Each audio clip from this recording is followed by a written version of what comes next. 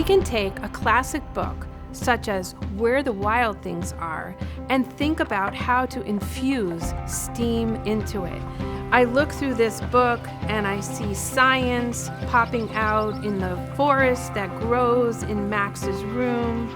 I see the technology and the engineering that comes through when he builds his boat and he navigates it across the sea.